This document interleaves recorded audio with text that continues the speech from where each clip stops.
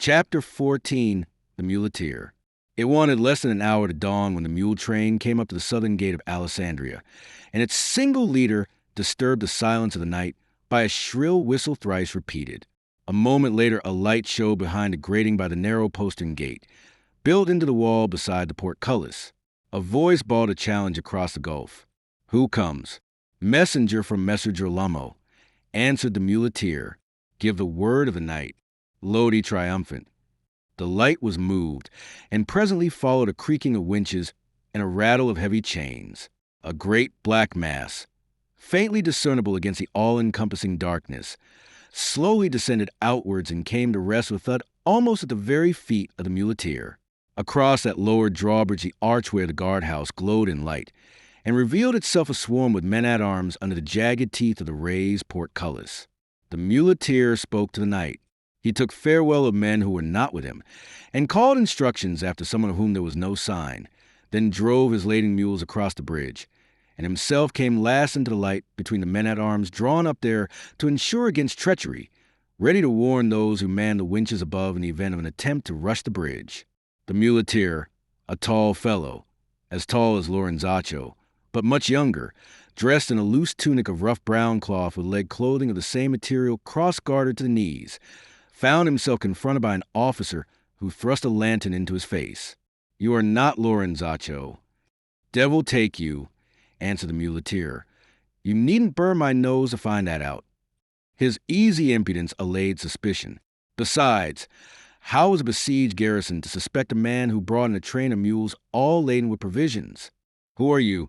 What is your name?" "I am called Beppo, which is short for Giuseppe. And tonight I am the deputy of Lorenzaccio, who has had an accident and narrowly escaped a broken neck." "No need to ask your name. My captain. Lorenzaccio warned me I should meet here a fierce watchdog named Cristoforo, who would want to eat me alive when he saw me. But now that I have seen you, I don't believe him. Have you anything to drink at hand, my captain?" "It's a plaguily thirsty night." And with the back of his hand, the muleteer swept the beads of sweat from his broad, comely forehead, leaving it clean of much of the grime that elsewhere disfigured his countenance. "You'll take your mules to the communal." The captain answered him shortly, resenting his familiarity. Day was breaking when Messer Beppo came to the communal palace and drove his mules into the courtyard, there to surrender them to those whom he found waiting. It was a mixed group made up of vignates, officers, and representatives of the civic government. The officers were well-nourished and vigorous. The citizens looked feeble and emaciated, for which the muleteer inferred that in the matter of rationing the citizens of Alessandria were being sacrificed to the soldiery. Messer Beppo, who for a muleteer was a singularly self-assertive fellow, demanded to be taken at once to the Lord Giovanni Vignate. They were short with him at first for his impudence, until he brought a note almost a menace into his demand, whereupon an officer undertook to conduct him to the citadel. Over a narrow drawbridge they entered the Rocca, which was the heart of that great Guelphic fortress, and from a small courtyard they ascended by a winding staircase of stone to a stone chamber whose gray walls were bare of arras, whose Gothic windows were unglazed, and whose vaulted ceiling hung so low that the tall muleteer could have touched it with his raised hand. A monkish table of solid oak, an oaken bench, and a high-backed chair were all its furniture, and a cushion of crimson velvet the only sybaritic touch in that chill austerity. Leaving him there, the young officer passed through a narrow door to a farther room. Thence came presently a swarthy man who was squat and bow-legged with thick, pouting lips and an air of great consequence. He was wrapped in a crimson gown that trailed along the stone floor and attended by a black-robed monk and a tall, lean man in a soldier's leathern tunic with sword and dagger hanging from a rich belt. The squat man's keen, haughty eyes played searchingly over the muleteer. "I am to suppose you have a message for me," he said, and sat down in the only chair. The monk, who was stout and elderly, found a place on the bench, leaning his elbows on the table. The captain stationed himself behind Vignate, whilst the officer who had brought Messer Beppo lingered in the background by the wall. The tall young muleteer lounged forward, no abashed in the presence of the dread Lord of Lodi. "His Excellency the Cardinal of Desena desires you to understand, my lord, that this mule train of victuals is the last one he will send." "What?" Vignate clutched the arms of his chair and half raised himself from his seat. His countenance lost much of its chill dignity. It isn't that it's no longer safe, but it's no longer possible. Lorenzaccio, who has a charge of these expeditions, is a prisoner in the hands of Facino. He was caught yesterday morning, on his way back from Alessandria. As likely as not, he'll have been hanged by now, but that's no matter. What is important is that they found us out, and the cordon is now so tightly drawn that it's madness to try to get through. Yet you, said the tall captain, have got through by a stratagem that's not to be repeated. I took a chance. I stampeded a dozen mules into Facino's lines near Alara. At the alarm, there was a rush for the spot. It drew, as I had reckoned, the men on guard between Alara and Castelbugliano, leaving a gap. In the dark, I drove through that gap before it was repaired. That was shrewd, said the captain. It was necessary, said Beppo shortly. Necessary not only to bring in these provisions, but to warn you that there are no more to follow. Vignate's eyes looked out of a face that had turned gray. The man's bold manner and crisp speech intrigued him. Who are you? He asked. You are no muleteer. Your lordship is perspicacious. After Lorenzaccio was taken, no muleteer could have been found to run the gauntlet. I am a captain of fortune, Beppo Farfalla, to serve your lordship. I lead a company of 300 lances, now at my Lord Cardinal's orders at Cantalupo. At my Lord Cardinal's invitation, I undertook this adventure, in the hope that it may lead to employment. By God, if I am to be starved, I am likely to offer you employment. If your lordship waits to be starved, that was not my Lord Cardinal's view of what should happen. He'll teach me my trade. Will he, my priestly brother? Messer Beppo shrugged. As to that, he has some shrewd notions. Notions, my Lord Cardinal? Vignate was very savage in his chagrin. What are these notions? One of them is that this pouring of provisions into Alessandria was as futile as the torment of the Danaides. Danaides? Who are they? I hoped your lordship would know. I don't. I quote my Lord Cardinal's words, no more. It's a pagan illusion out of Apollodorus. The monk explained. What my Lord Cardinal means, said Beppo, is that to feed you is a sheer waste, since as long as it continued, you sat here doing nothing. Doing nothing? Vignate was indignant. Let him keep to his mass and his breviary, and what else he understands. He understands more than your lordship supposes. More of what? Of the art of war, my lord. And my lord laughed unpleasantly, being joined by his captain, but not by the monk whom offended to see a cardinal derided. And now, Beppo went on, he assumes that this news will be a spur you need. Why damn his impudence and yours? I need no spur. You'll tell him from me that I make war by my own judgment. If I have sat here inactive, it is that I have sat here awaiting my chance.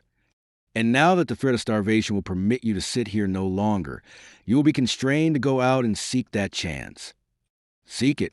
Vignate was frowning darkly, his eyes aflame. He disliked this cockerel's easy, impudent tone. Captains of fortune did not usually permit themselves such liberties with him.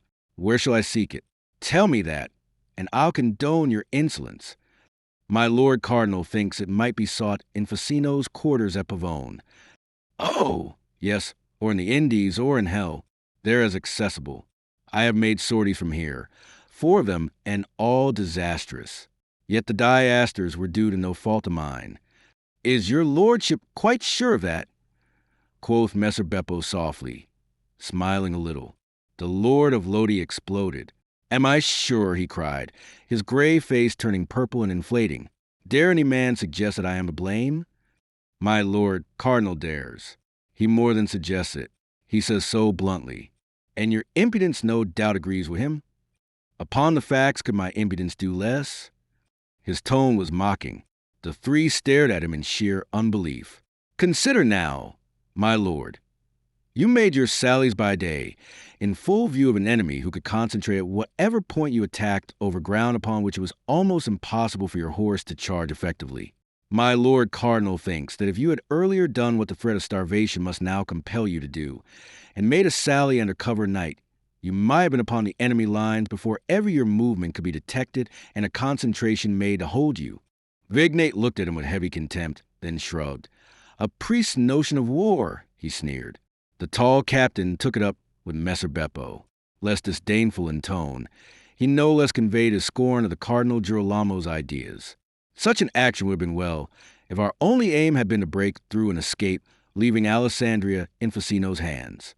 But so ignoble an aim was never my Lord Vignate's thoughts. He leaned on the tall back of his master's chair and thrust out a deprecatory lip. Necessity may unfortunately bring him to consider it now that... Messer Beppo interrupted him with a laugh. The necessity is no more present now than it has ever been. Facino Cane will lie as much at your mercy tomorrow night as he has lain on any night in all these weeks of your inaction. What do you say? Breathed Vignate. At our mercy? The three of them stared at him. At your mercy. A bold stroke, and it is done. The line drawn out on a periphery some 18 miles in length is very tenuous. There are strong posts at Marengo, Allara, Casabigliano, and San Michele. Yes, this we know. Marengo and San Michele have been weakened since yesterday. To strengthen the line from Allara to Casabigliano in view of the discovery that Alessandria has been fed from there, Allara and Casabigliano are the posts farthest from Pavone, which is the strongest post of all in Facino's quarters. Vignate's eyes began to kindle. He was sufficiently a soldier, after all, to perceive whither Messer Beppo was going. Yes, he muttered. Under cover at night a strong force could creep out by the northern gate, so as to be across it tomorrow at the outset, and going round by the river fall upon Pavone almost before an alarm could be raised.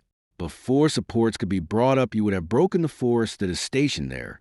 The capture of Facino and his chief captains, who are with him, would be as certain as that the sun is rising now. After that, your besiegers would be a body without a head. Followed a silence. Vignate licked his thick lips as he sat huddled there considering. By God, he said, and again after further thought, by God. He looked at his tall captain. The captain tightened his lips and nodded. It is well conceived, he said. Well conceived, cried Beppo on that note of ready laughter. No better conception is possible in your present pass. You snatch victory from defeat. His confidence inspired them visibly. Then Vignate asked a question. What is Facino's force at Pavone?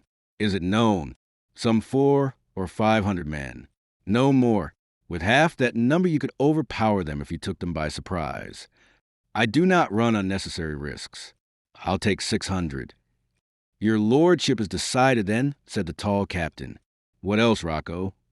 Rocco fingered his bearded chin. It should succeed.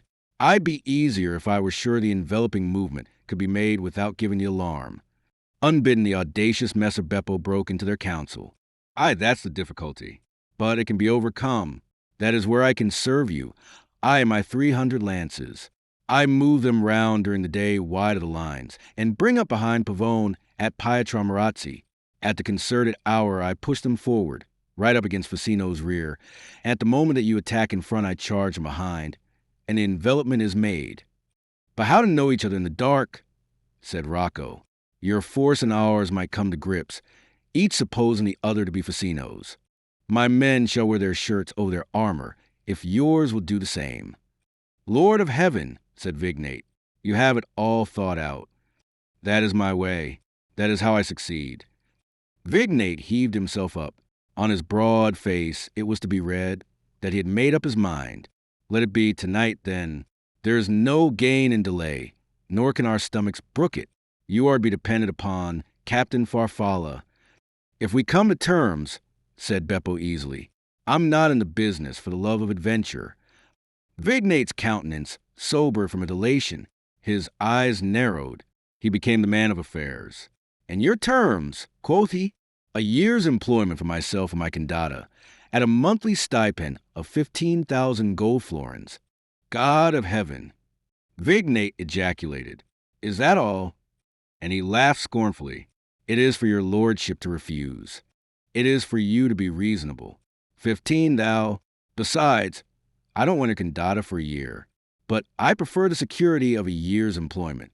It is security for you, too, of a sort. You'll be well served. 10,000 florins for your assistance in this job, said Vignate firmly. I'll be wishing you good morning, said Messer Beppo as firmly. I know my value. "You take advantage of my urgent needs," Vignate complained. "And you forget what you already owe me for having risked my neck in coming here." After that they haggled for a full half hour, and if guarantees of Messer Beppo's good faith had been lacking, they had it in the tenacity with which he clung to his demands.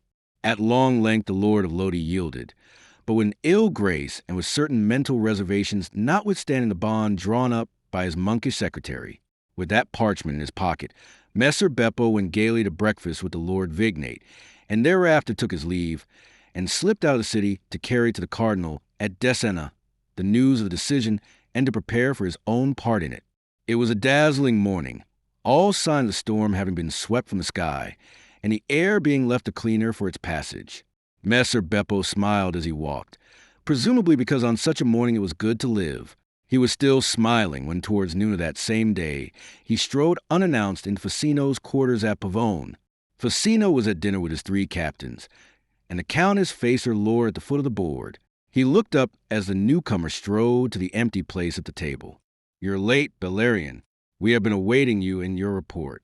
Was there any attempt last night to put a victualling party across the lines?"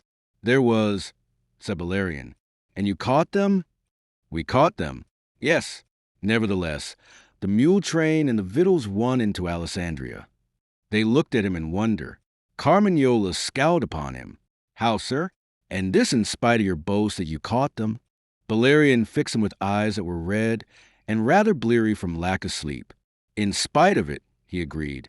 "The fact is, that mule train was conducted into Alessandria by myself." And he sat down in the silence that followed. "Do you say that you've been into Alessandria?"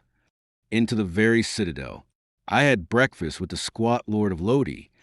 "Will you explain yourself?" cried Facino. Bellarion did so. Chapter 15, the Camisade. The sequel you already guess, and its telling need not keep us long. That knight Vignate and 600 men, wearing their shirts over their armor, rode into as pretty an ambush about the village of Pavone as is to be found in the history of such operations. It was a clear night, and, although there was no moon, there was just light enough in the star-flecked sky to make it ideal, from the point of view of either party, for business in hand. There was some rough fighting for perhaps a half hour, and a good deal of blood was shed, for Vignate's men, infuriated at finding themselves trapped, fought viciously and invited hard knocks in return. Bellarion in the handsome armor of Boucicault's gift, but without a headpiece, to which as yet he had been unable to accustom himself, held aloof from the furious scrimmage, just as he had held aloof from the just in Milan. He had a horror of personal violence and manhandling, which some contemporaries who detected it have accounted a grave flaw in his nature. Nevertheless, one blow at least for his side was forced upon him, and all things considered it was a singularly appropriate blow. It was toward the end of the fight, just as the followers of Vignate began to own defeat and throw down their weapons, that one man, all case in armor, and with a headpiece whose peaked visor gave him the appearance of some monstrous bird, came charging furiously at the ring of enemies that confined him. He was through and over them in that terrific charge, and the way of escape was clear before him save for the aloof Bellarion, who of his own volition would have made no move to check that impetuous career. But the fool must needs drive straight at Bellarion through the gloom. Bellarion pulled his horse aside, and by that swerve avoided the couched lance which he suspected rather than saw. Then, rising in his stirrups as that impetuous knight rushed by, he crashed the mace with which he had armed himself upon the peaked visor, and rolled his assailant from the saddle. Thereafter he behaved with knightly consideration. He got down from his horse, and relieved the fallen warrior of his helmet, so as to give him air, which presently revived him.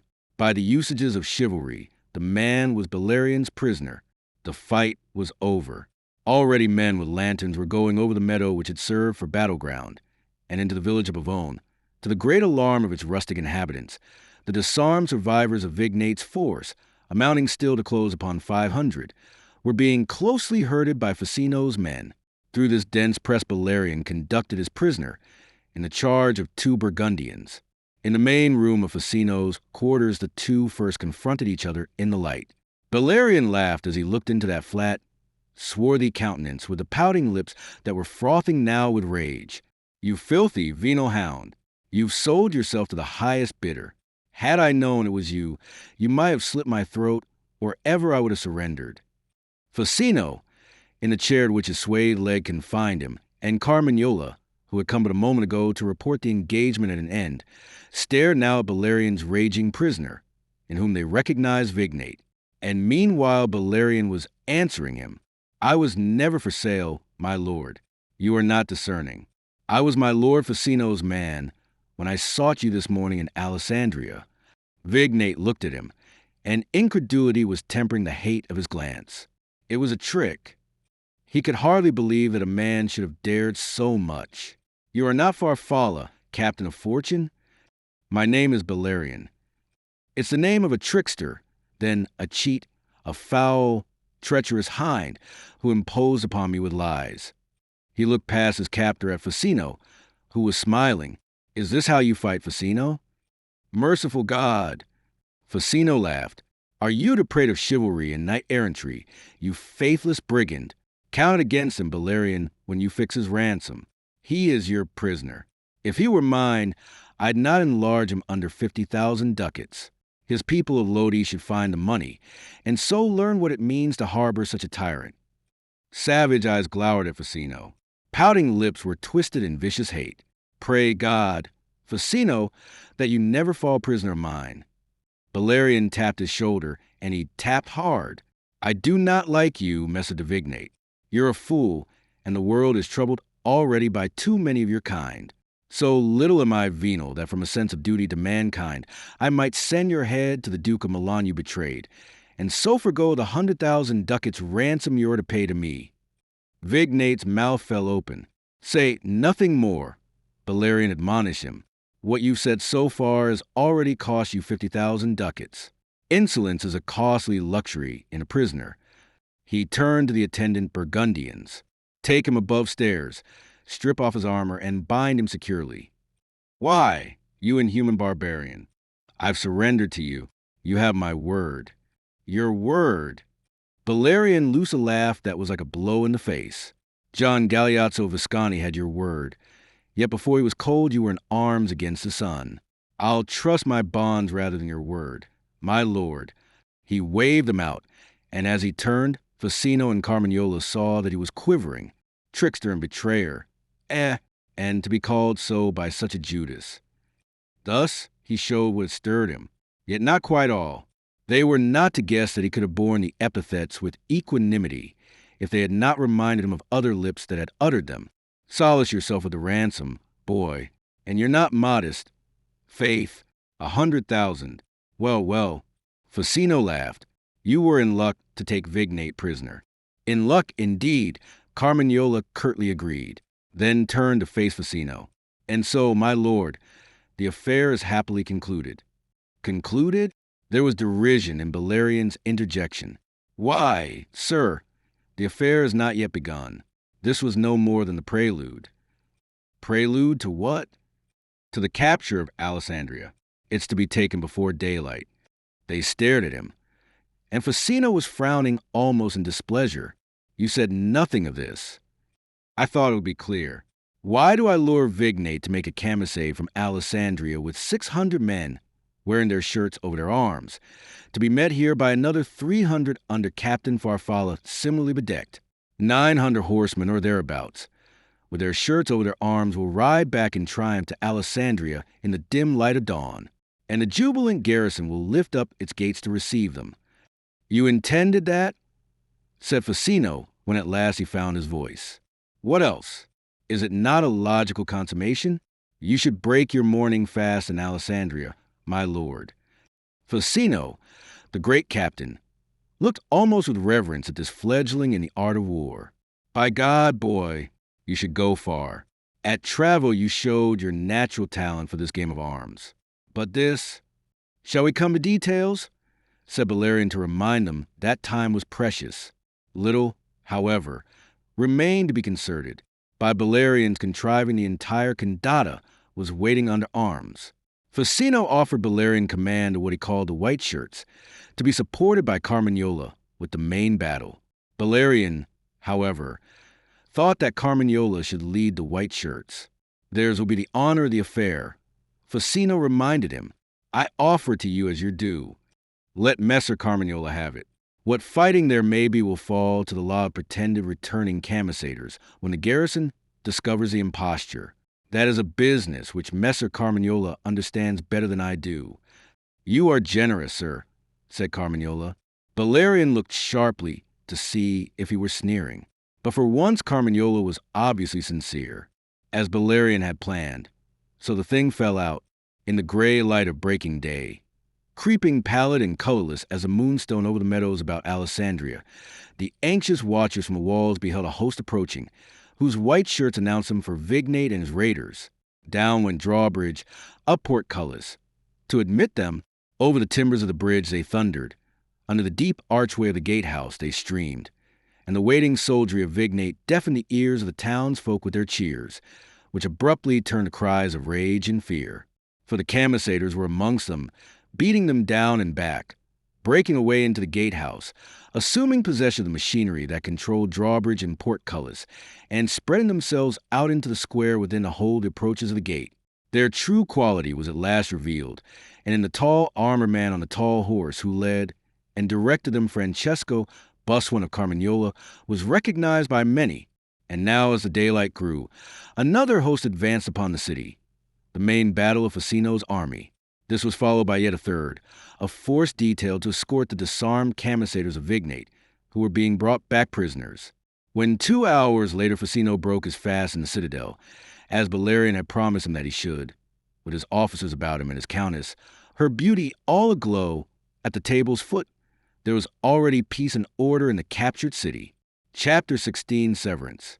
The night Bellarion rode alone in the hot glow of an August afternoon through the moist and fertile meadowland between Alessandria and San Michele.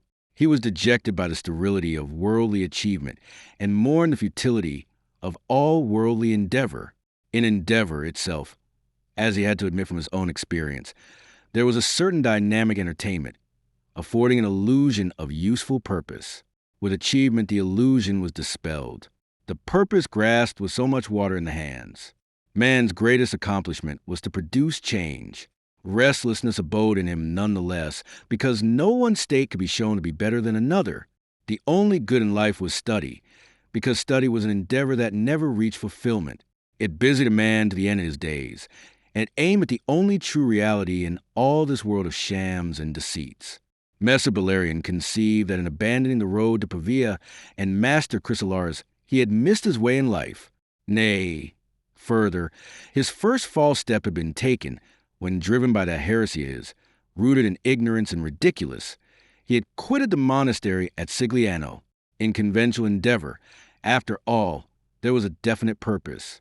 Their mortal existence was regarded as no more than the antechamber to real life which lay in the hereafter, a brief novitiate wherein man might prepare his spirit for eternity.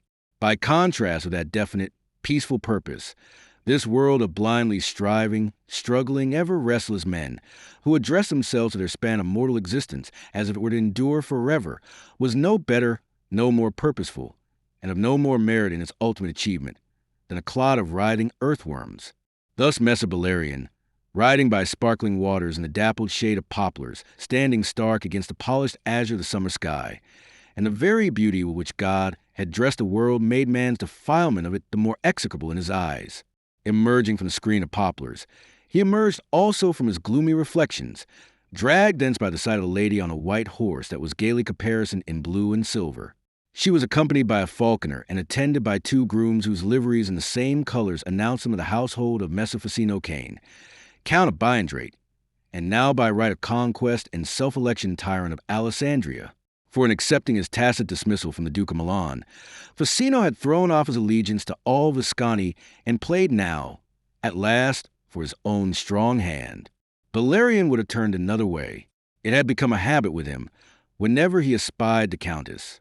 But the lady hailed him, consigning the hooded falcon on her wrist into the keeping of her falconer, who with the grooms fell back to a respectful distance as Bellarion, reluctantly obedient, approached. If you're for home, Bellarion, we'll ride together. Uncomfortable, he murmured a gratified assent that sounded as false as he intended that it should. She looked at him sideways as they moved on together. She spoke of hawking. Here was fine open country for the sport. A flight could be followed for miles in any direction, moving almost as directly along the ground as the birds move in the air above. Yet sport that day had been provokingly sluggish, and quarries had been sought in vain. It would be the heat, she opined, which kept the birds under cover. In silence he jogged beside her, letting her prate, until at last she too fell silent. Then, after a spell, with a furtive sidelong glance from under her long lashes, she asked him a question in a small voice. "You are angry with me, Bellarion?" He was startled, but recovered instantly. That were a presumption. Madonna. In you it might be a condescension. You are so aloof these days. You have avoided me as persistently as I have sought you. Could I suppose you sought me? You might have seen, if I had not deemed it wiser not to look. She sighed a little. You make it plain that it is not in you to forgive. That does not describe me. I bear no malice to any living man or woman. But what perfection! I wonder you could bear to stray from heaven. It was no more than an impulsive display of her claws. Instantly she withdrew them.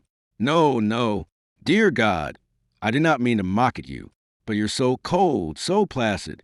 That is how you come to be the great soldier men are calling you.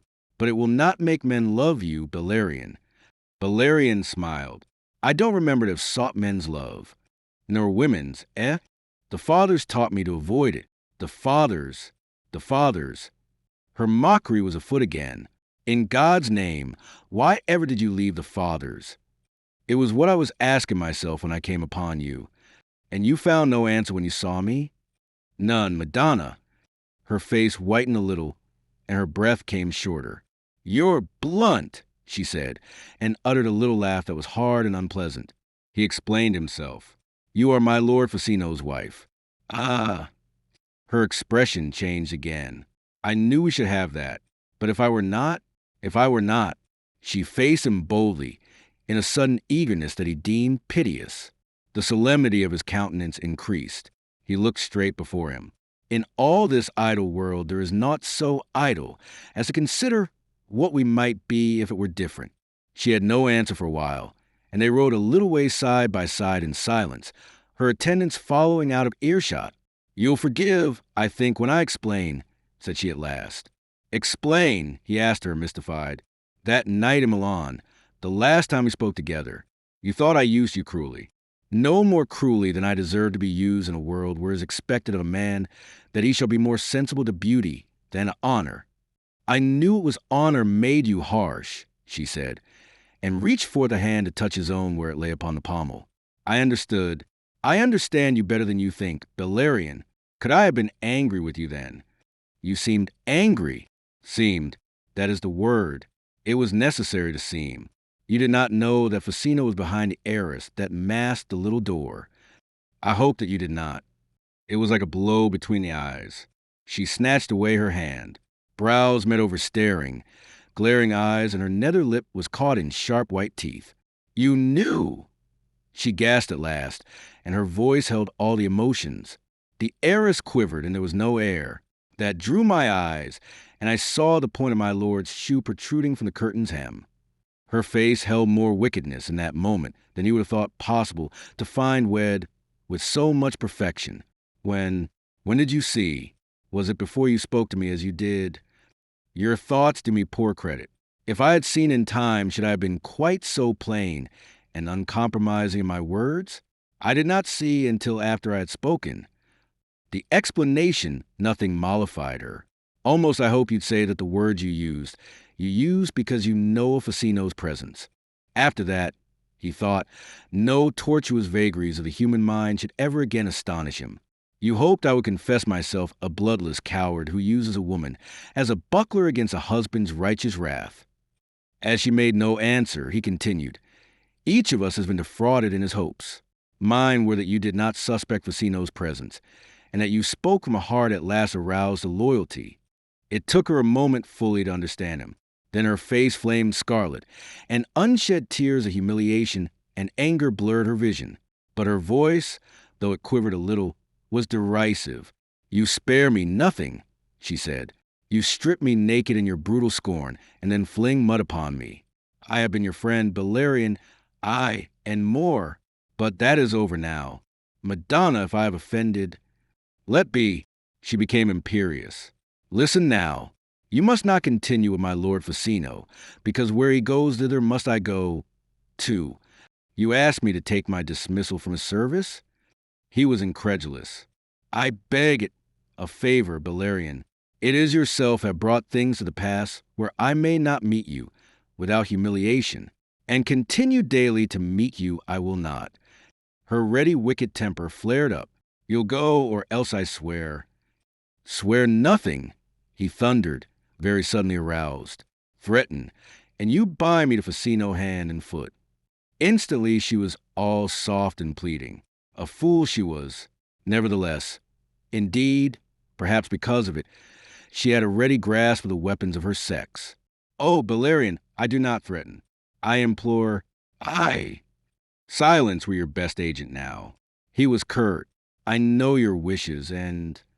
He broke off with a rough wave of his hand. Where should I go? He asked, but the question was addressed to fate and not to her. She answered it, however. Do you ask that, Bellarion? Why, in this past month since Alessandria fell, your fame has gone out over the face of Italy.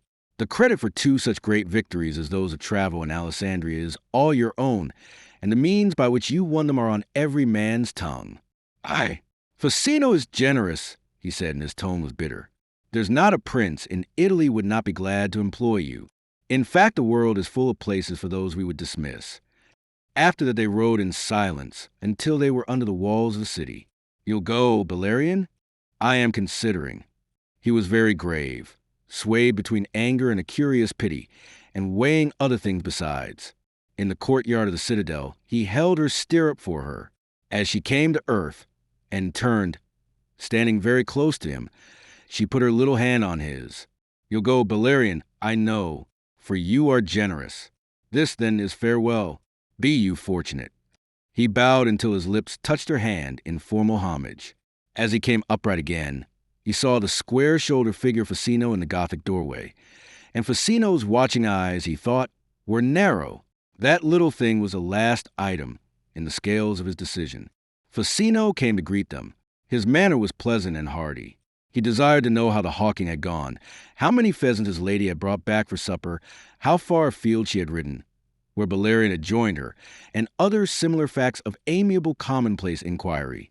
But Bellarion, watching him, perceived that his excessively ready smile never reached his eyes.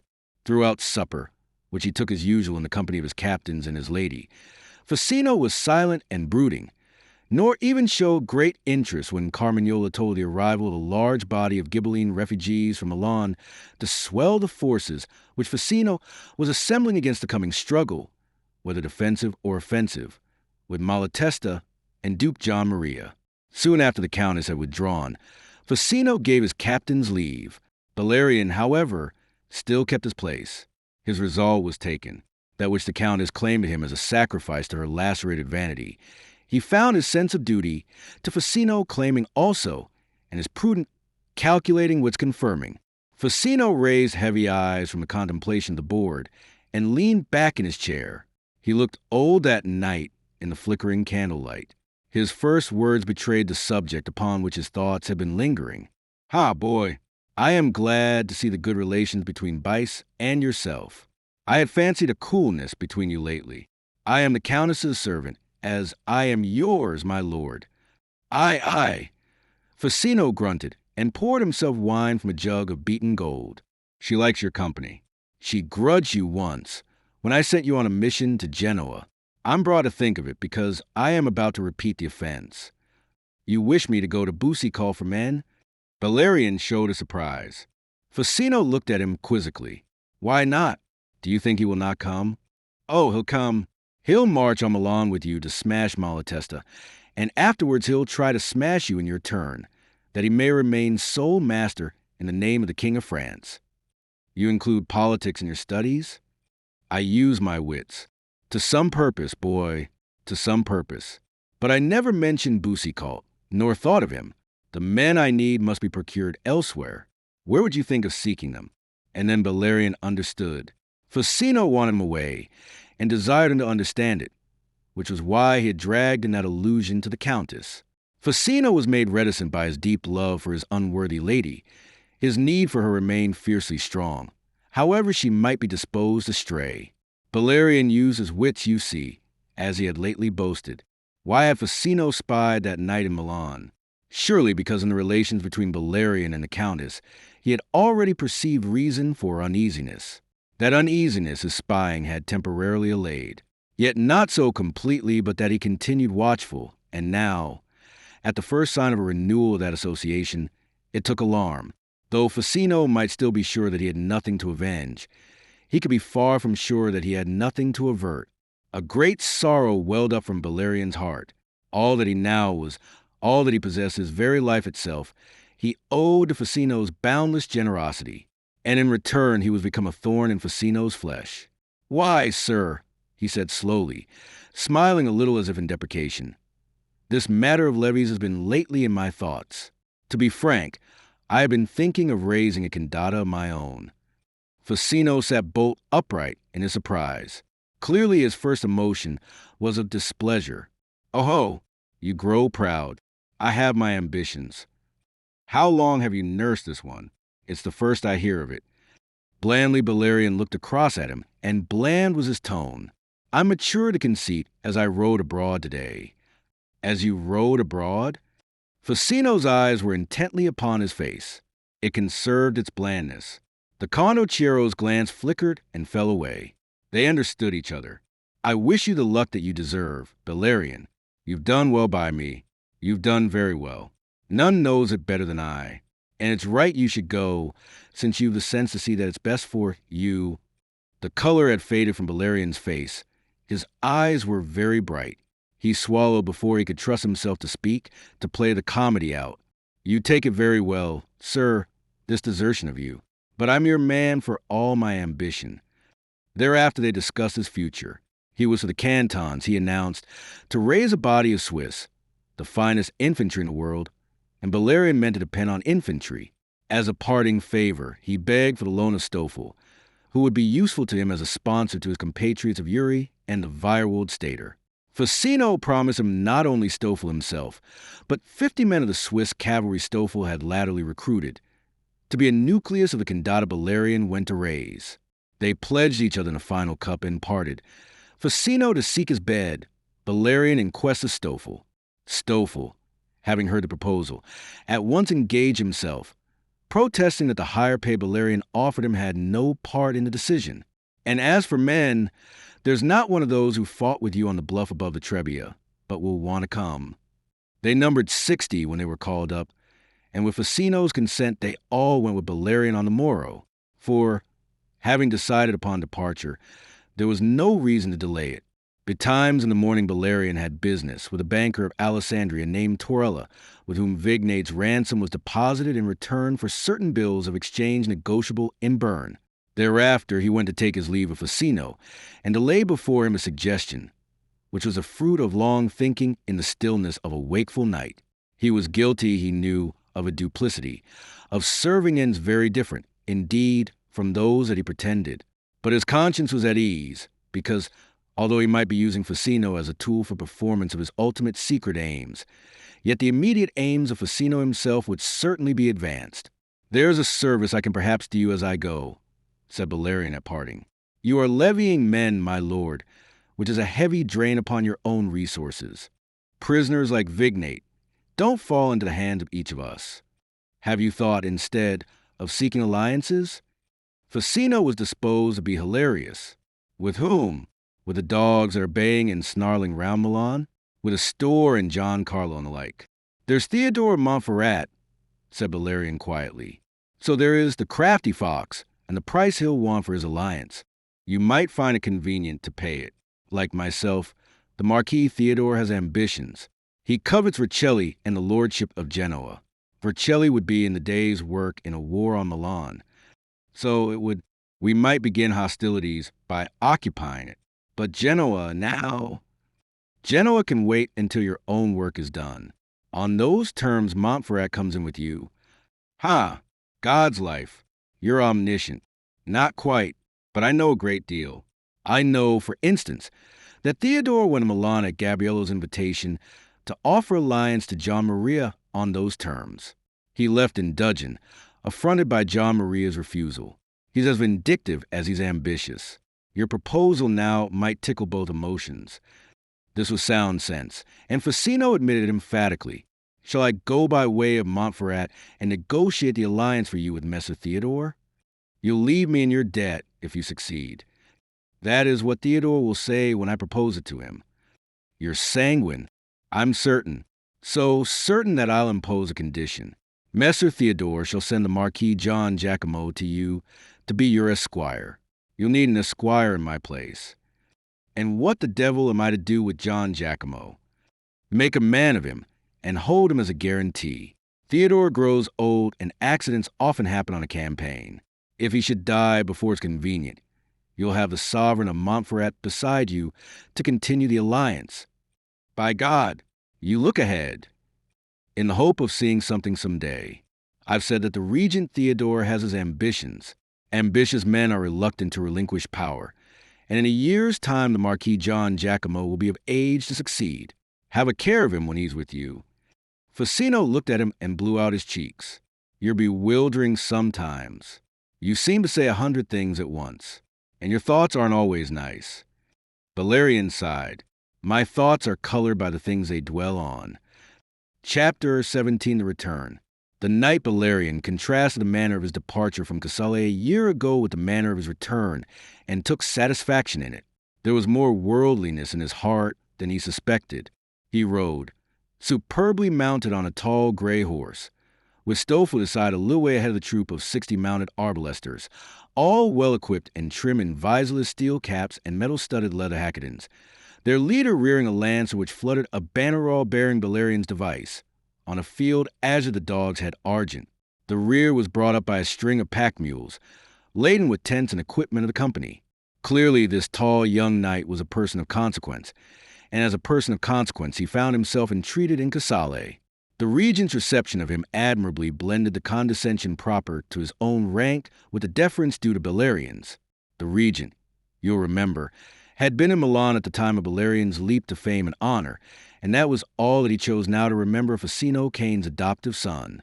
He had heard also, as all Italy had heard by now, of how Alessandria had been taken, and his present deference was a reflection of true respect for one who displayed such shining abilities of military leadership. By no word or sign did he betray recollection of the young man's activities in Casale a year ago.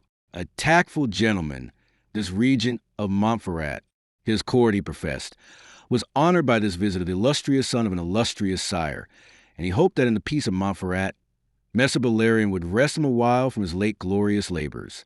You may yet count me a disturber of that peace, Lord Marquis. I come on an embassy for my Lord of Biandrate. Its purport, the aims wherein your highness failed in Milan, might find support in Alessandria. Theodore took a deep breath. Well, well, said he, we will talk of it when you have dined. Our first anxiety is for your comfort. Bellarion understood that he had said enough. What Theodore really needed was time in which to weigh the proposal, he perceived, before they came to a discussion of it. They dined below in a small room contiguous to the great hall, a cool, pleasant room whose door stood wide to those spacious sunlit gardens into which Bellarion had fled when the Podestias men pursued him. They were an intimate family party. The Princess Valeria, the Marquis John Giacomo, his tutor Corsario, and his gentleman, the shifty-eyed young lord of Fenestrella. The year that was sped had brought little change to the court of Casale, yet some little change is shrewd I might observe. The Marquis, now in his 17th year, had aged materially. He stood some inches taller.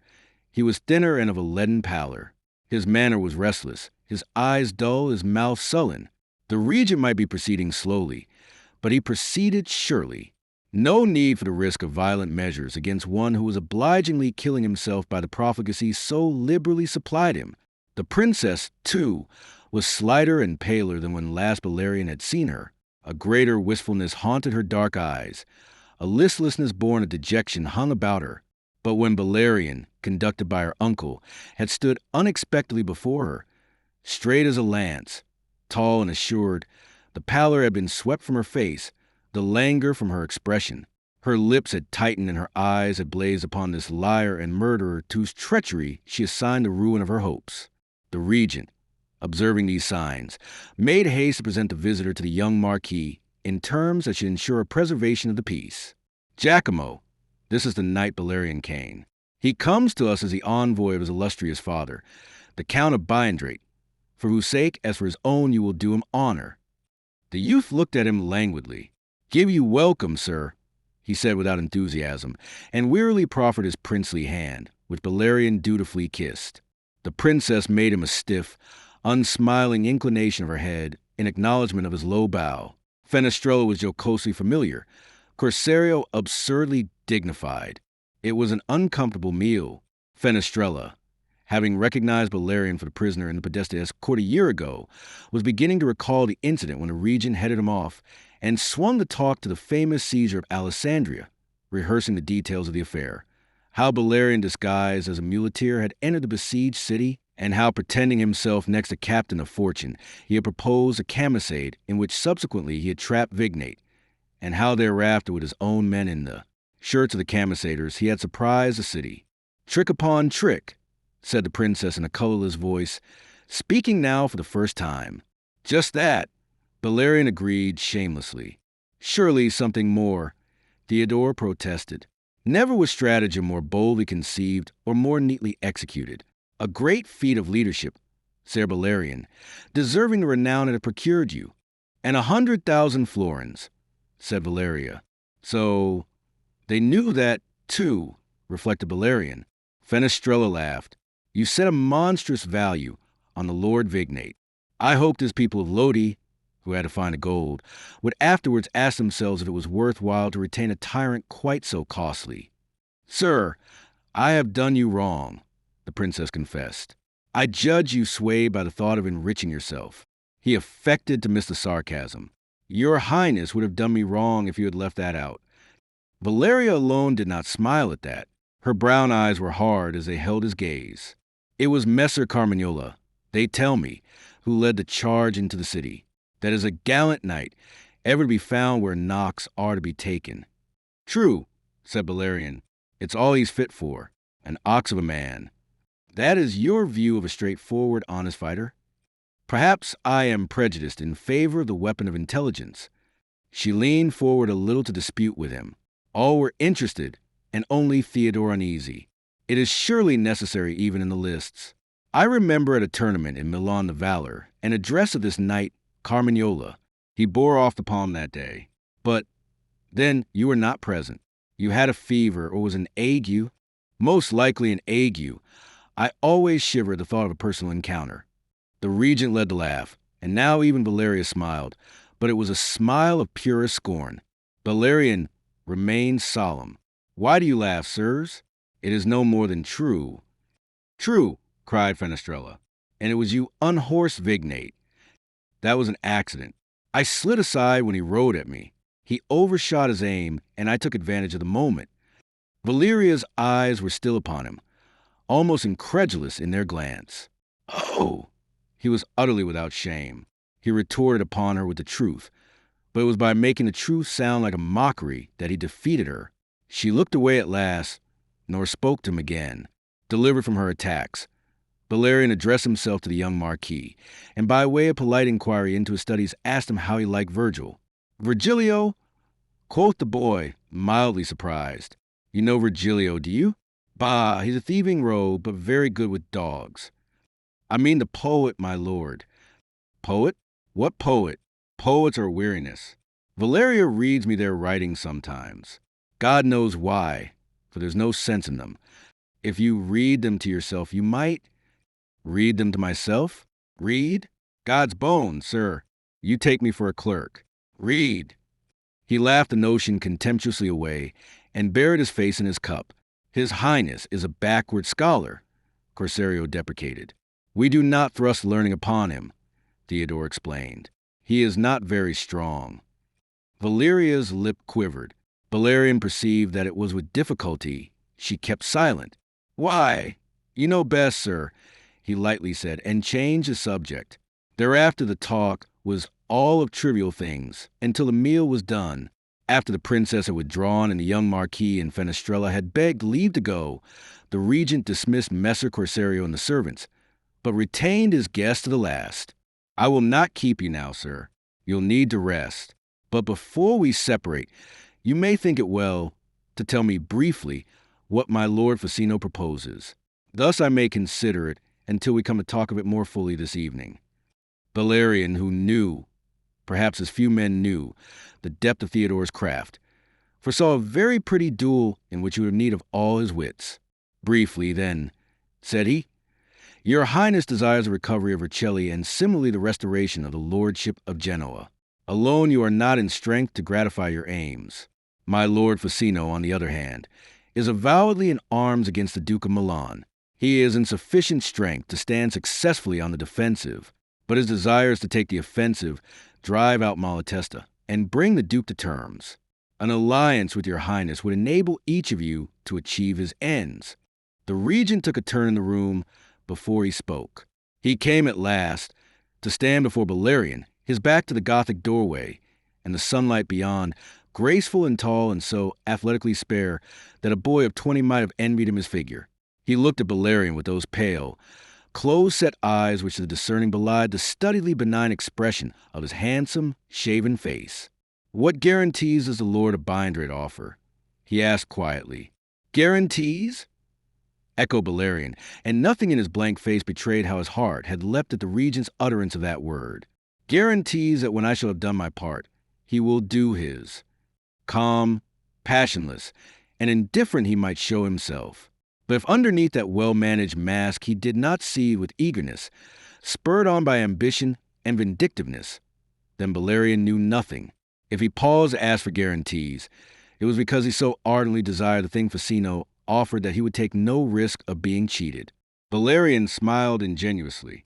My Lord Facino proposes to open the campaign by placing you in possession of Vercelli. That is better than a guarantee. It is payment in advance. A momentary gleam in the pale eyes was instantly suppressed.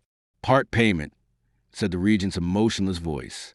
And then, of necessity, to consolidate your possession, the next movement must be against Milan itself. Slowly the regent inclined his head.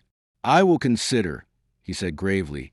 I will summon the council to deliberate with me, and we will weigh the means at our command.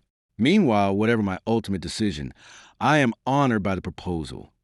Thus calm, correct, displaying no eagerness, leaving it almost in doubt whether consideration was due to inclination or merely to deference for Facino, the regent quitted the matter. You will need rest, sir. He summoned his chamberlain, to whom he entrusted his guest, assured the latter that all within the palace and city of Casale were at his orders, and ceremoniously took his leave. Chapter 18 The Hostage. The golden light of eventide lay on the terraced palace gardens, on the white temple mirrored in the placid lake, on granite balustrades where roses trailed on tall, trim boxwood hedges that were centuries old, and on smooth emerald lawns where peacocks sauntered. Thither the Princess Valeria, trimly sheathed in russet, and her ladies Isata and Deianira, in formally stiff brocades, had come to take the air, and thither came sauntering also the knight Bellarion and the pedant Corsario. The knight was discoursing Lucretius to the pedant, and the pedant did not trouble to conceal his boredom. He had no great love of letters, but displayed a considerable knowledge of Apuleius and Petronius, and smirkingly quoted lewdnesses now from the Golden Ass, now from Trimalchio's Supper. Bellarion forsook Lucretius, and became a sympathetic listener, displaying a flattering wonder at Messer Corsario's learning. Out of the corner of his eye, he watched the upper terrace, where the princess lingered. Presently he ventured a contradiction. Messer Corsario was at fault, he swore. The line he quoted was not from Petronius, but from Horace. Corsario insisted. The dispute grew heated. But the lines are verses, said Bellarion, and Trimalchio's Supper is in prose. True, but verses occur in it. Corsario kept his patience with difficulty in the face of such irritating mistaken assurance. When Bellarion laughed his assertion to scorn, he went off in a pet to fetch the book, so that he might finally silence and shame this ignorant disputant. Bellarion took his way to the terrace above, where the Princess Valeria sauntered. She observed his approach with stern eyes, and when he bowed before her, she addressed him in terms that made the difference in their ranks a gulf between them. I do not think, sir, that I sent for you. He preserved an unruffled calm, but his answering assertion sounded foolish in his own ears. Madonna, I would give much to persuade you that I am your servant. Your methods do not change, sir. But why should they? Are they not the methods that have brought you fame? Will you give your ladies leave a moment while I speak 2 words with you? Messer Corsario will not be absent long. I have sent him off on a fool's errand, and it may be difficult to make another opportunity. For a long moment she hesitated. Then, swayed, perhaps, by her very mistrust of him, she waved her ladies back with her fan. Not in that direction, Highness, he said quickly, but in that, so they will be in line with us, and anyone looking from the palace will not perceive the distance separating us, but imagine us together. She smiled a little in disdainful amusement, but she gave the order. How well equipped you are, she said. I came into the world, Madonna, with nothing but my wits. I must do what I can with them. Abruptly, for there was no time to lose, he plunged into the business. I desire to give you a word of warning in season, lest, with your great talent for misunderstanding, you should be made uneasy by what I hope to do. If I succeed in that which brings me, your brother will be sent hence tomorrow or the next day to my Lord Facino's care at Alessandria. That turned her white. Oh, God! What now? What villainy is meant? To remove him from the regent's reach, to place him somewhere where he will be safe until the time comes for his own succession. To this end am I laboring. You are laboring? You! It is a trap. A trap to... She was starkly terrified. If it were that, why should I tell you? Your foreknowledge will no more assist than it can hinder. I do this in your service. I am here to propose an alliance between my Lord Facino and Montferrat. This alliance was suggested by me for 2 purposes: to serve Facino's immediate needs and to ensure the regent's ultimate ruin. It may be delayed, but it will come just as surely as death comes to each of us. To make your brother safe while we wait, I shall impose it as a condition of the alliance that the Marquis John Giacomo goes to Facino as a hostage. Ah, now I begin to understand. By which you mean that you begin to misunderstand. I have persuaded Facino that the Marquis will serve as a hostage for the regent's good behavior, and the regent shall be made to believe that this is our sole purpose. But the real aim is, as I have told you, to make your brother safe. By Facino, he will be trained in all those things which it imports that a prince should learn. He will be made to forsake the habits and pursuits by which he is now being disgraced and ruined. Lady, for your peace of mind, believe me. He was emphatic, earnest, solemn. Believe you, she cried out in mental torture. I have cause to do that, have I not? My past dealings with you. Indeed, all that is known of you, bear witness to your truth and candor. By falsehood, trickery, and treachery you have raised yourself to where you stand today. And you ask me to believe you. Why? Why should you do this? Why? That is the only test. What profit do you look to make? He looked at her with pain and misery in his dark eyes. If in this thing there were any design to hurt your brother, I ask you again, Madonna, why should I stand here to tell you what I am about to attempt? Why do you tell me at all? To relieve you from anxiety if I succeed in removing him, to let you know if I should fail the attempt of the earnest desire to serve you, although you make it very hard. Messer Corsario was hurrying towards them, a volume in his hands. She stood there silent, stricken, not knowing what to believe, desiring hungrily to trust Bellarion, yet restrained by every known action in his past. If I live, Madonna, he said quietly, lowering his voice to a murmur, you shall yet ask me to forgive your cruel unbelief. Then he turned to meet Corsario's chuckling triumph, and to submit that the pedant should convict him of error. Not so great a scholar as he believed himself, this Messer Bellarion. Corsario noisily informed the princess, and then to Bellarion himself. You'll dispute with soldiers, sir, in future, who lack the learning and the means to put you right. Here are the lines. Here in Trimalchio's upper, as I said. See for yourself. Bellarion saw. He simulated confusion. My apologies, Messer Corsario, for having given you the trouble to fetch the book. You in the trick. It was an inauspicious word. To Valeria, it was clear that the trick had lain in temporarily removing Messer Corsario's inconvenient presence, and that trick Bellarion had won. She moved away now with her ladies who had drawn close upon Corsario's approach, and Bellarion was left to endure the pedant's ineffable company until supper time. Later that night, Theodore carried him off to his own closet to discuss in private, and in greater detail the terms of proposed alliance. His Highness had considered, and had taken his resolve now, that he would prepare to enter into a treaty. He looked for a clear expression of satisfaction, but Bellarion disappointed him. Your Highness speaks, of course, with the full concurrence of your council? My council? The regent frowned over the question.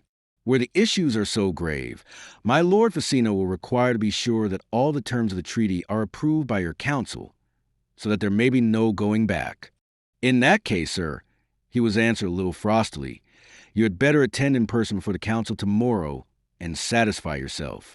That was precisely what Bellarion desired, and having won the point, whose importance the shrewd Theodore was far from suspecting, Bellarion had no more to say on the subject that evening. In the morning he attended before the Council of Five, the Regimento, as it was called, of Montferrat. At the head of the council table, the Marquis Theodore was enthroned in a chair of state flanked by a secretary on either hand. Below these sat the councillors, 3 on one side and 2 on the other, all of them important nobles of Montferrat, and one of them a white-bearded man of venerable aspect, the head of that great house of Carato, which once had disputed with the Paleologi the sovereignty of the state. When the purpose for which Bellarion came had been formally restated, there was a brief announcement of the resources at Montferrat's disposal and a demand that the occupation of Vercelli should be the first step of the alliance. When at last Bellarion was categorically informed that Montferrat was prepared to throw her resources into an alliance, which they thanked the Count of Biandre for proposing, Bellarion rose to felicitate the members of the council upon their decision in terms calculated to fan their smoldering ardor into a roaring blaze. The restoration to Montferrat of Vercelli, the subsequent conquest of Genoa were not, indeed, to be the end in view, but merely a beginning. The 2 provinces of High and Low Montferrat, into which the state at present was divided, should be united by the conquest of the territory now lying between. Thus fortified, there would be nothing to prevent Montferrat from pushing her frontiers northward to the Alps and southward to the sea. Then, indeed, might she at last resuscitate and realize her old ambitions, established not merely as an equal, but as a superior of neighboring Savoy. With Milan crumbling into ruins on her eastward frontiers, it was for Montferrat to assume the lordship of northern Italy. It went to their heads, and when Bellarion resumed his seat, it was they who now pressed the alliance. No longer asking him what means Facino brought to it, they boasted and exaggerated the importance of those which they could offer. Thus the treaty came there, and then to be drawn up article by article. The secretary's pen spluttered and scratched over their parchments, and throughout it seemed to the regent and his gleeful counselors that they were getting the better of the bargain. But at the end, when all was done and the documents complete, Messer Bellarion had a word to say which was as cold water on the white heat to which he had wrought their enthusiasm. There remains only the question of a guarantee from you to my lord Facino. Guarantee. They echoed the word in a tone which clearly said they did not relish it. The regent went further. Guarantee of what, sir?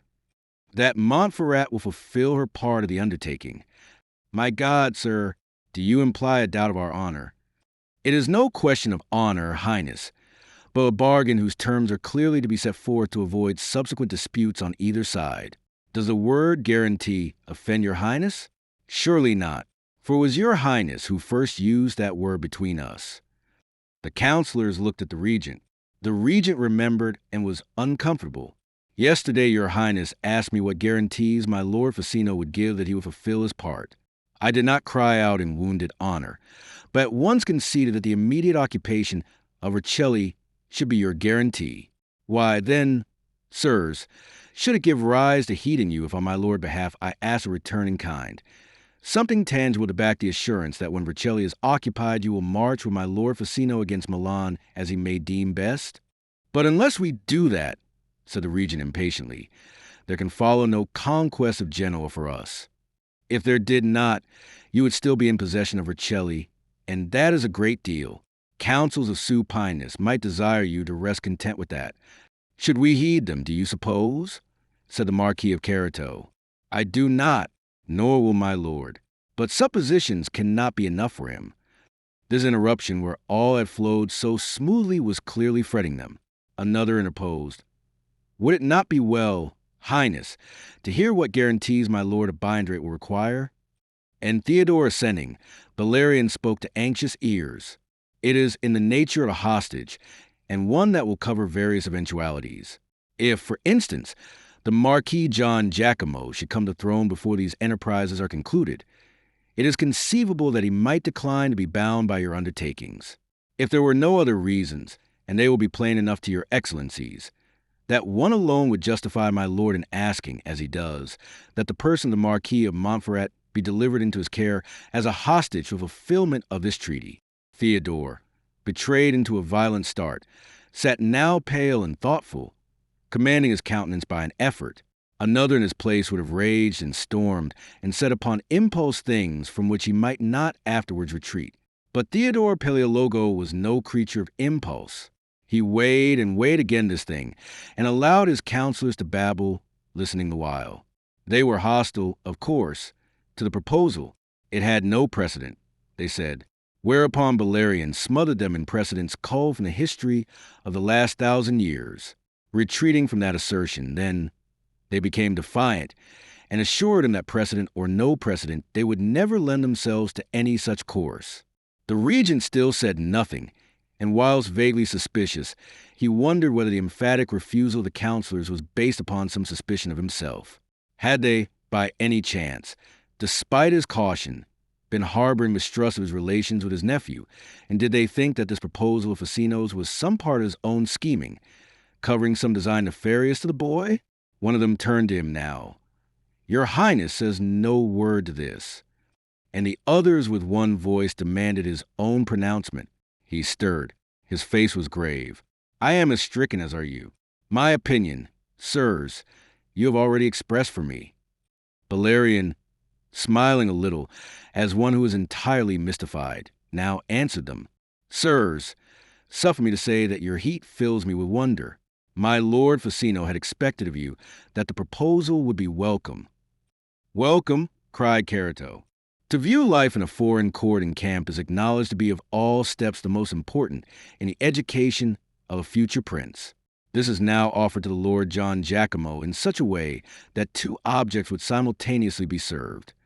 The simple statement, so simply uttered, gave pause to their opposition. But if harm should befall him while in Ficino's hands? Cried one, Can you suppose, sirs, that my lord Ficino himself would dread the consequences of such a disaster less than you? Can you suppose that any measure will be neglected that could make for the safety and well-being of the Marquis? He thought they wavered a little, reassured by his words. However, sirs, since you feel so strongly, he continued, my lord Ficino will be very far from wishing me to insist. One of them drew a breath of relief. The others, if he could judge their countenances, moved in apprehension. The regent remained inscrutable. It remains, sirs, Bellarion ended, for you to propose an alternative guarantee.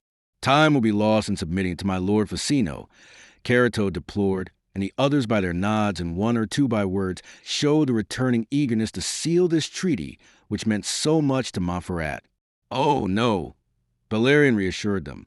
I am empowered to determine. We have no time to lose. If this treaty is not concluded by tomorrow, my orders are to assume that no alliance is possible and continue my journey to the cantons to levy there the troops we need. They looked at one another blankly, and at last the regent asked a question. Did the Count of Bindrate himself suggest no alternative against our refusing him this particular guarantee? It did not occur to him that you would refuse. And, frankly, sirs, in refusing that which himself he has suggested, it would be courteous to supply your reasons, lest he regard it as a reflection upon himself. The reason, sir, you have already been afforded, Theodore answered. We are reluctant to expose our future sovereign to the perils of a campaign. That assumes perils which could not exist for him. But I am perhaps presuming. I accept your reason. Highness, it is idle to debate further upon a matter which is decided. Quite idle. Theodore agreed with him. That guarantee we cannot give. And yet, began the Marquis of Carito. The regent interrupted him. For once he was without suavity. There is no and yet to that, he snapped. Again the counselors looked at one another. They were growing uneasy. The immediate benefits and the future glory of Montferrat, which had been painted for them, were beginning to dissolve under their eyes like a mirage. In the awkward pause that followed, Bellarion guessed their minds. He rose. In this matter determining the guarantee, you will prefer, no doubt, to deliberate without me. He bowed in leave-taking, then paused. It would be a sad thing, indeed, if a treaty so mutually desirable and so rich in promise to Montferrat should fail for no good reason. He bowed again. To command, sirs. One of the secretaries came to hold the door for him, and he passed out. An echo of the babble that was loose in that room on his departure reached him before he had gone a dozen paces. He smiled quietly as he sought his own apartments. He warmly approved himself. It had been shrewd of him to keep back all hint of the hostage until he stood before the council. If he had breathed a suggestion of it in his preliminary talks with the regent, he would have been dismissed at once. Now, however, Messer Theodore was committed to a battle in which his own conscience would fight against him, weakening him by fear of discovery of his true aims. "The wicked flee when no man pursueth," said Bellarion to himself, "and you'll never stand to fight this out, my wicked one." An hour and more went by before he was summoned again to hear the decision of the council. That decision is best given in Bellarion's own words as contained in the letter preserved for us in the Vatican Library, which he wrote that same night to Fasinocane, one of the very few writings of his which are known to survive. It is couched in the pure and austere lingua tosca, which Dante sanctioned, and it may be English as follows: "My dear Lord, these will reach you by the hand of Wenzel, who goes hence to Alessandria tomorrow together with 10 of my Swiss to serve as escort for the young Prince of Montferrat. To render this escort worthy of his rank, it is supplemented by 10 Montferrine lances sent by His Highness the Marquis Theodore. Wenzel also bears a treaty with Montferrat, into which I have entered in your name. Its terms are as we concerted. It was not without a deal of cajolery and strategy, and only by setting the regent at odds with his council, that I was able to obtain as a hostage the person of the Marquis John Giacomo. The regent, had the choice been given him, would rather, I think, have sent you his right hand. But he was constrained by the council, who see, and rightly, only good to the state in this alliance with your excellent lordship. He has insisted, however, that the boy be accompanied by his tutor Corsario, a scoundrel who has schooled him in naught but lewdness, and his gentleman Fenestrella, who, though young, is an even greater preceptor in those same Stygian arts, since it is proper that a prince on his travels should be attended by tutor and companion. There was no good objection that I could make to this, but I beg you, my dear lord, to regard these two as the agents of the Marquis Theodore, to watch them closely, and to deal with them drastically should you discover or suspect even that they practice anything against the young Marquis. It would be a good service to the boy, and acceptable, no doubt, in the sight of God, if you were to wring the necks of these two scoundrels out of hand. But difficulties with the regent of Montferrat would follow. As for the prince himself, your lordship will find him soft in body and empty in mind, or at least empty of all but viciousness. If despite your many occupations and preoccupations your lordship could trouble yourself to mend the lad's ways, or to entrust him to those who will undertake the mending of them, and at the same time watch over him vigilantly, you would perform a deed for which God could not fail to reward your lordship. I need not remind you, my dear lord, that the safety of a hostage is a very sacred matter, nor should I presume so to remind you, but for my reasons for believing, as your lordship already knows, that this young prince may be beset by perils from the very quarters which ordinarily should be farthest from suspicion. In addition to these twain, the Marquis is attended by a physician and 2 body servants. Of these I know nothing, wherefore they should be observed as closely as the others. The responsibility under which you lie toward the state of Montferrat will be your justification for placing attendants of your own choosing to act jointly with these. The physician should be permitted to give the boy no physic of which he does not previously partake. In this way, and if you do not warn him of it beforehand, you may speedily and effectively be rid of him. I am grieved that you should be plagued with this matter at such a season, but I hope that you will not count the price too dear for the alliance of Montferrat, which puts into the field at once close upon 6,000 well-equipped men, between horse and foot. You will now be in sufficient strength to deal at your pleasure with that base duke and his Guelphic Rimonese brigands. Send me your commands by Wenzel, who is to rejoin me at Lucerne. I shall set out in the morning as soon as the Marquis John Giacomo has left Casale for Alessandria. Your lordship shall have news of me soon again. Humbly I kiss the hands of my lady your countess. And for you, my dear lord, that God may bless and prosper you is the fervent prayer of this your son and servant. Bellarion,